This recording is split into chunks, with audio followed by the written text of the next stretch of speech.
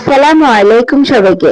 আজকে পার্কে সুন্দর পরিবেশটা দেখতে দেখতে আজকে একটা খুব জরুরি বিষয় মাথায় এলো। আজকাল ফেসবুকে গেলে একদল আপুরে দেখা যায় যারা বলে একটা নির্দিষ্ট বিষয় নিয়ে ভিডিও না তৈরি করলে ভিডিও নাকি পেজ বড় হবে না, ভিউ হবে না, রান্না হলে শুধু রান্না, অভিনয় হলে শুধু অভিনয়। কিন্তু আমার প্রশ্ন হলো, আসলে কি তাই, নাকি এর পিছনে অন্য কোনো রহস্য আছে? আপনারা যদি একটু ভালো করে লক্ষ্য করেন, ফেসবুকে বড় বড় পেজগুলো কিন্তু দৈনিক 2টা 3টা করে নিয়মমাফিক ভিডিও ছাড়ে। তারা কিন্তু কখনো শুধু এক কোয়ালিটি ভিডিও আটকে থাকে না। কখনো তারা সুন্দর কোনো জায়গায় ঘুরে ঘুরে ভিডিও দিচ্ছে, কখনো মজার কোনো মারামারি বা ফানি কন্টেন্ট শেয়ার করছে, আবার কখনো মনের সুখে খাওয়া দাওয়া বা রান্নার ভিডিও দিচ্ছে। তাহলে ফেসবুক তাদের এত ভিউ কেন দেয়? আসলে সত্যিটা কি জানেন, অনেকে প্রথম দিকে ভিউ কিনে বড় বড় অ্যাডভাইস দেওয়া শুরু করে।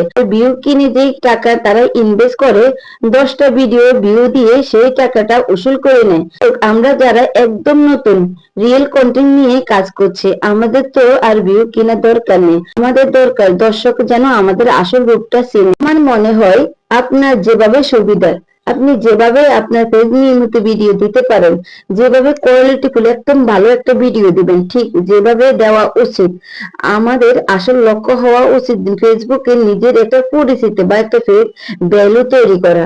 আপনারা আইডি বা পেজটা যদি একবার মানুষ চিনে ফেলে, আপনার ভিউ যদি একবার বাড়ায় শুরু করে, তখন আপনার ঘুরতে যাওয়া, রান্না বান্না কিংবা ফানি কন্টেন্ট সব, আমি নিজেও কিন্তু কোনো একটা নির্দিষ্ট গণ্ডিতে আটকে না থেকে সব ধরনের ভিডিও শেয়ার করি, যা আপনারা দেখেন প্রতিদিন 7টা বাজে রাতের। তো আপনাদের যে ভিডিও ভালো লাগবে বা যে ভিডিও আপনি করতে বা আপনি মনে করবেন যে এই ভিডিও করলে আপনার সমস্যা হবে না, আপনি ওই ভিডিও দিবেন।